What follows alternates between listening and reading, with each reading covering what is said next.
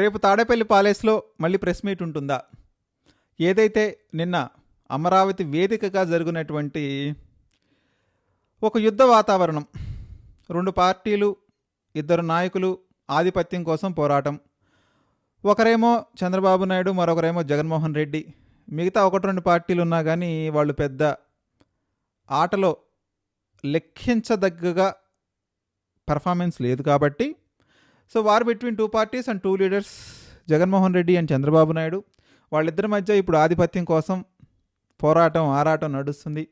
ఒకరేమో ప్రపంచాన్ని తలదన్నే స్థాయిలో, అంతర్జాతీయ స్థాయిలో నేను అతిపెద్ద రాజధాని కడతానంటారు ఒకరు. అదేం రాజధాని, అక్కడేం రాజధానిలో ఏముంది, అక్కడంతా నీళ్లు మట్టి శ్మశానం ఉంది, ఆడేం లేదు అదంతా శ్మశానం అంటారు ఒక ఆయన. సో ఆ ఇద్దరి మధ్య ఇప్పుడు నలిగిపోతుంది ఎవరంటే, ఒక చిన్న కోన, ఒక పసికోన లాంటి రాజధాని నలిగిపోతుంది. మరి ఆ కోన భవితవ్యం ఏంటో జనం డిసైడ్ చేయాలి, జనం చేతుల్లోనే ఉంది. సో దాన్ని అట్లా పక్కన పెడదాం. సో నిన్న అమరావతి వేదికగా ఒక యుద్ధం సంభ్రమం అయింది. నిన్న ఒక నాంది ప్రస్థానం జరిగిందనమాట, మొదలుపెట్టారు మొత్తానికి.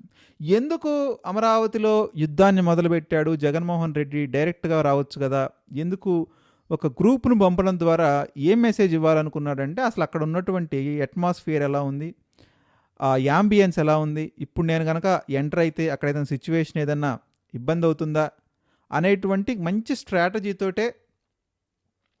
దీని వెనక చాలా మేధోమదనం జరుగుండాలి. ఏదైతే ఎలా అయితే రావాలి, అమరావతిలోకి ఎంటర్ చెయ్యాలి, కాలు పెట్టాలి అంటే ఇదేదో ఒక రోజులో జరిగిందని నేనైతే అనుకోవట్లేదు. ఉండవల్లి రైతులు ఒక గ్రూప్గా, ఒక ప్లాన్డ్గా వెళ్ళి జగన్మోహన్ రెడ్డిని కలవటం, జగన్మోహన్ రెడ్డి వాళ్ళ బాధలు సాధలు మొత్తం వినటం, మళ్ళీ దానిపై ఏదైతే ఒక కమిటీ ఫామ్ చేయటం, ఆ కమిటీకి ఒక డేట్ ఇచ్చి ఎవరైతే ఈ నమ్ముకున్నటువంటి ప్రామినెంట్ లీడర్స్ ఉంటారో వాళ్ళందరినీ ఇంక్లూడ్ చేయటం, వాళ్ళందరినీ ఒక గ్రూప్గా, ఒక బ్యాచ్గా మంచి టైం చూసి పంపించటం. సో ఇదంతా నడుస్తుంది.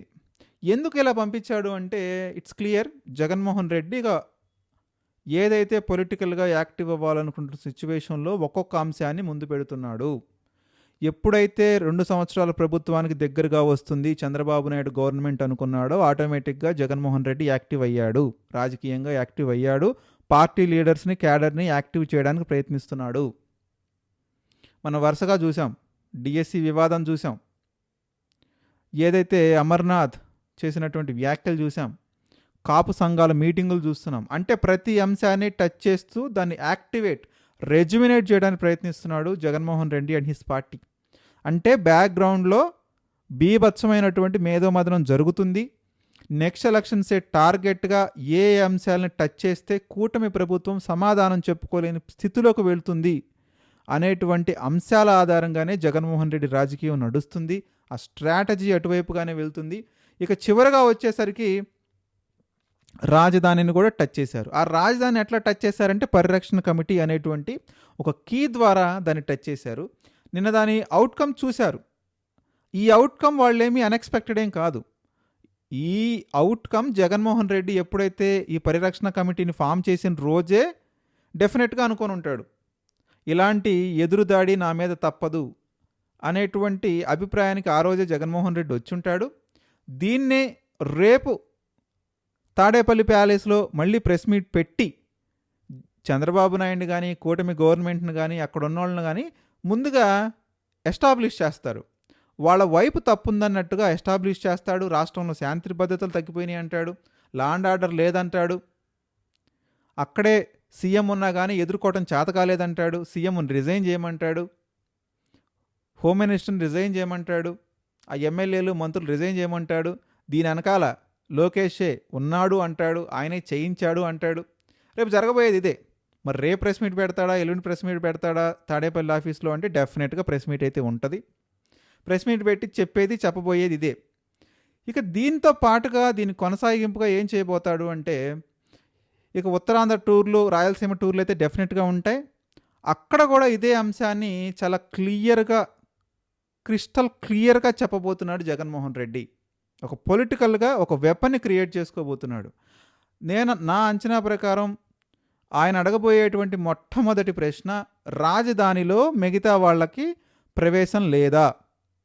కూటమి నాయకులకు, టీడీపీ పార్టీ వాళ్ళకు తప్ప మిగతా వాళ్ళకి రాజధానిలో ప్రవేశం లేదా? ప్రవేశాన్ని నిషేధించారా?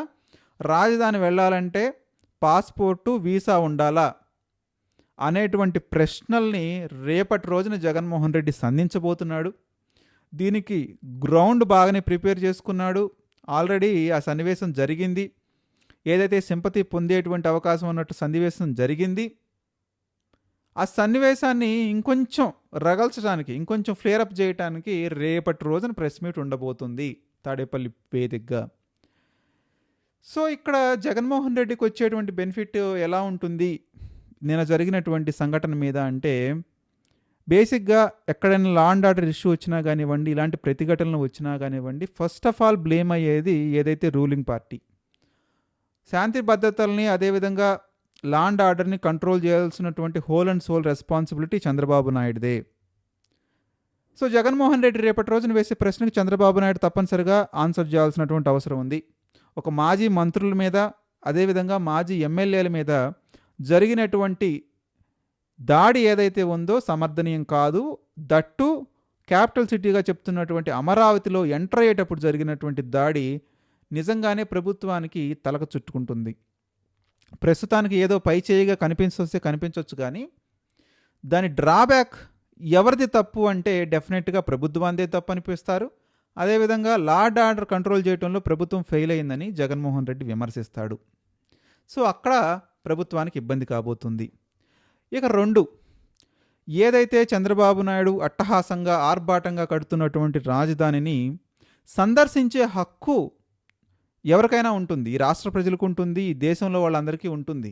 ఎవరు ఎక్కడికైనా వెళ్ళొచ్చు, ఎక్కడైనా విజిట్ చేయొచ్చు. ఆ హక్కు మనకు రాజ్యాంగం కల్పించింది.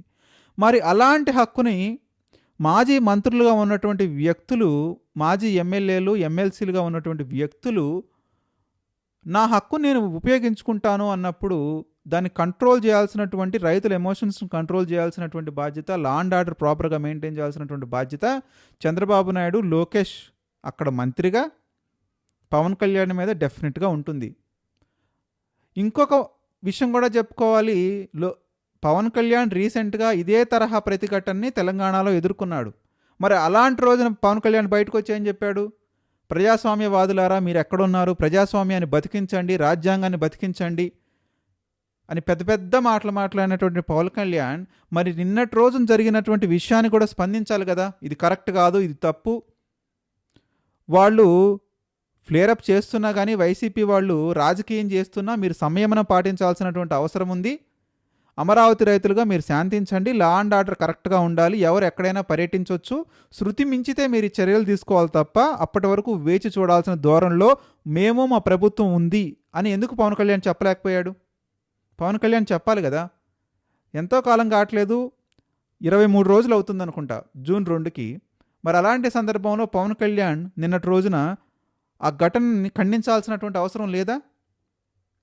ఏదన్నా ఉంటే కూర్చొని మాట్లాడాలి అనుకునే చెప్పేటువంటి వ్యక్తి ఆయన స్పందించాలి తప్పనిసరిగా. ప్రభుత్వంలో ఉన్నారు కాబట్టి ఆ రెస్పాన్సిబిలిటీ తీసుకొని ఆయన స్పందించుంటే బాగుండేది. సో డెఫినెట్గా ఇందులో మాత్రం అంతో ఎంతో జగన్కి సింపతి అయితే వచ్చేటువంటి అవకాశం ఏముంది ఈ ఇష్యూలో. ఈరోజు వీళ్ళు ఎలో చేయకపోయినా రేపటి రోజున కోర్టు అయినా ఎలో చేస్తుంది.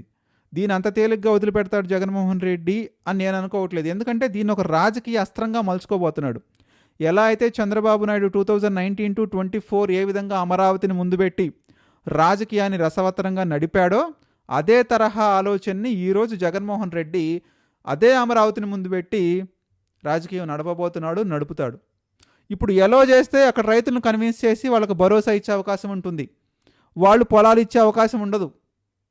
ఎలో చేయకపోతే ప్రభుత్వం మీద విపరీతమైన ఒత్తిడి వస్తుంది, జగన్మోహన్ రెడ్డి బదనాం చేస్తాడు, కోర్టుకు వెళ్తాడు, పర్మిషన్ తెచ్చుకుంటాడు. డెఫినెట్గా రేపటి రోజున జగన్మోహన్ రెడ్డి పార్టీ వాళ్ళు వస్తారు, జగన్మోహన్ రెడ్డే వస్తాడు అవసరమైతే రైతుల దగ్గరికి. ఇది జరగబోయేటువంటి సత్యం. దీన్ని ఎవరూ మార్చలేనటువంటి అవకాశం. ఎందుకంటే ఒక పార్టీకి సంబంధించిన నాయకుడు, ఒక మాజీ ముఖ్యమంత్రి, ఇప్పటి ఎమ్మెల్యే నేను ప్రజల దగ్గరికి వెళ్తాను, ప్రజల్ని కలుస్తాను అంటే అడ్డుకునే హక్కు రాజ్యాంగపరంగా ఎవరూ చేయలేరు. కోర్టులు కూడా జగన్మోహన్ రెడ్డిని సమర్థించే అవకాశమే ఉంటుంది, జగన్మోహన్ రెడ్డి వెళ్ళి వాళ్ళని కలిసే అవకాశం ఉంటుంది. మరి కలిసిన తర్వాత స్టేటస్ ఏంటి అనేటువంటి విషయమే మనకిప్పుడు కొంచెం క్లియర్గా లేదు. మరి అక్కడికి వెళ్ళి వాళ్ళని కన్విన్స్ చేయడానికి ప్రయత్నిస్తాడా, మావిగన్ మీద మాట్లాడతాడా, లేదు నేను అమరావతికి సపోర్ట్గా ఉంటానంటాడా అనేది తెలియదు. సో ఎట్టి పరిస్థితుల్లోనూ అమరావతి మీద అయితే ఇక దాగుడు మూతలు ఆడాలి అని జగన్మోహన్ రెడ్డి అనుకోవట్లేదు. చంద్రబాబు నాయుడు ఎలాగైతే అమరావతిని ముందు పెట్టి రాజకీయం చేస్తున్నాడో జగన్మోహన్ రెడ్డి కూడా అదే పంతాని డైరెక్ట్గా కుంభస్థలానే కొట్టాలని నిర్ణయించుకున్నాడు. ఎందుకంటే ఇప్పుడు జగన్మోహన్ రెడ్డికి వచ్చేటువంటి నష్టం కూడా ఏం లేదు ఇందులో. జగన్మోహన్ రెడ్డి ఏదైతే నష్టపోవాలో ఆ నష్టపోయాడు ఆల్రెడీ. కొత్తగా వచ్చే నష్టమేమీ లేదు. ఆ నష్టపోయినప్పుడు కూడా ఆయనకి 40% ఓటు బ్యాంక్ ఉంది. అంటే ఇప్పుడు జగన్మోహన్ రెడ్డి ఏంటి, ఉన్నదాన్ని రిటైన్ చేసుకోవటం, కొంత యాడ్ చేసుకోవటం, 5 to 6% యాడ్ చేసుకోవటం.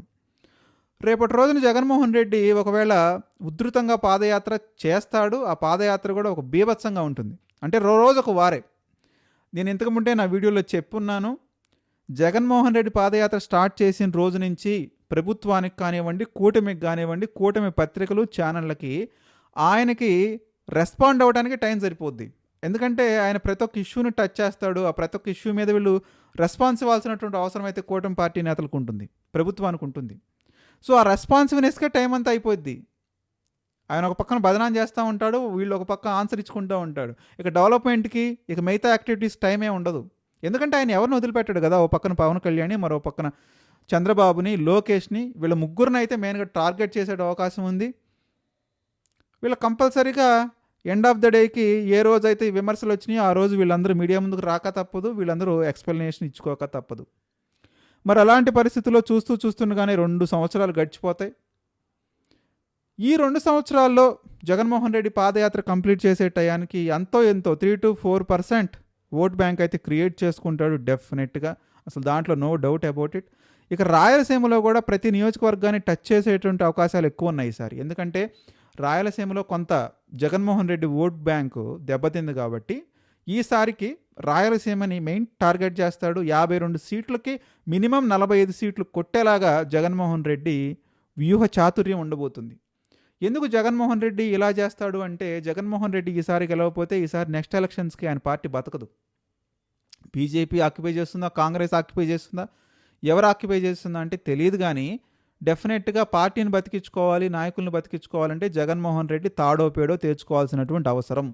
అందుకే సంవత్సరంన్నర ఎప్పుడైతే పూర్తయిందో అప్పటి నుంచి స్లోగా పార్టీని ట్రిగ్గర్ చేయటం మొదలుపెట్టాడు. ఇప్పుడు ఆ ట్రిగ్గర్ చేయటం అనేది ఒక స్థాయికి వచ్చింది. అంటే ఒక ఏదైతే సెకండ్ లెవెల్ లీడర్స్ ఉన్నారో, అది మెయిన్ లీడర్స్ ఉన్నారో వాళ్ళందరినీ ముందు పెట్టి ప్రస్తుతానికి రాజకీయం నడిపిస్తున్నాడు. ఈ రాజకీయం దాదాపు 1 సంవత్సరం నడుస్తుంది. ఈ సంవత్సరం నడిచిన తర్వాత లీడర్సు, బిలో క్యాడర్ ఎప్పుడైతే యాక్టివేట్ అయ్యారో జగన్మోహన్ రెడ్డి పాదయాత్ర స్టార్ట్ అవుతుంది. ఇక అప్పటి నుంచి అసలు సిసలైన రాజకీయం మనం చూడబోతాం. మరి ఈ రాజకీయంలో జగన్మోహన్ రెడ్డి మిగతా జిల్లాల వాళ్ళని కన్విన్స్ చేస్తాడా, కన్విన్స్ చేయడా అనేది కాలం సమాధానం చెప్పాలి.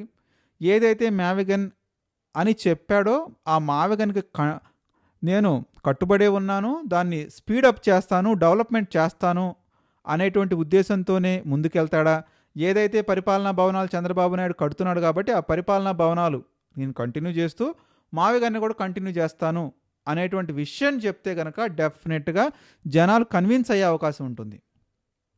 ఎందుకంటే ఇప్పటికే 14 సంవత్సరాలు ఉంది. 14 సంవత్సరాలు అయిన తర్వాత ఏది డెవలప్మెంట్, ఒక పరిపాలనా భవనాలు తప్ప ఏం చేసావు చంద్రబాబు నాయుడు డెవలప్మెంట్ అంటే దానికి కూటమి వైపు నుంచి సమాధానం ఉండదు. అంటే దీనికి ఏదో పెద్ద చదువుకోవాల్సినటువంటి అవసరం లేదు. It's very simple and it's very simple logic.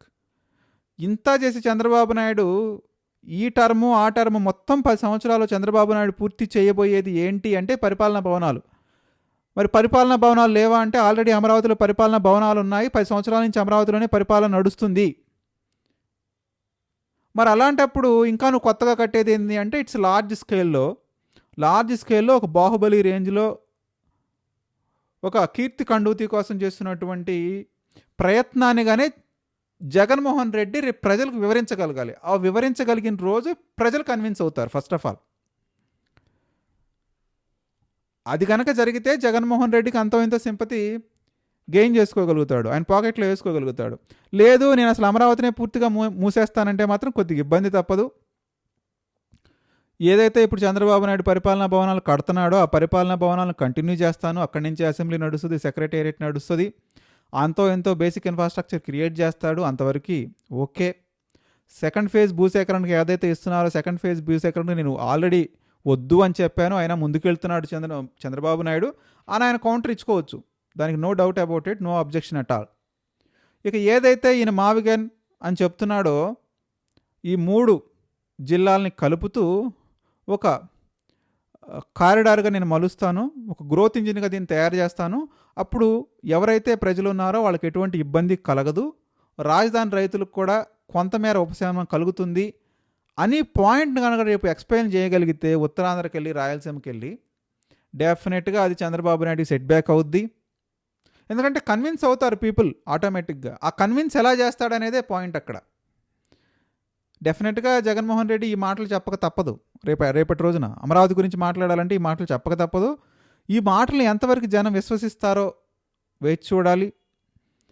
ఎందుకు విశ్వసిస్తారు అంటే ఇంకా 14 సంవత్సరాలు అయినా కానీ ఇంకా నువ్వు బేసిక్ ఇన్ఫ్రాస్ట్రక్చర్ క్రియేషన్లోనే ఉంటే ఆటోమేటిక్గా ఎవరికైనా విసుగ్గానే ఉంటుంది కదా. అసలు మొట్టమొదటిగా మనం చెప్పుకోవాలంటే 14-15 సంవత్సరాలు అవుతున్నా కానీ ఇప్పటికీ రాజధాని మీద ఈ తరహా గందరగోళం, గజిబిజి, పోరాటాలు, అంటే వీధి పోరాటాలు, ఒక వీధి రౌడీల్లాగా ఇలా కొట్టుకోవటం 2 పార్టీలు ఎక్కడన్నా చూసామా?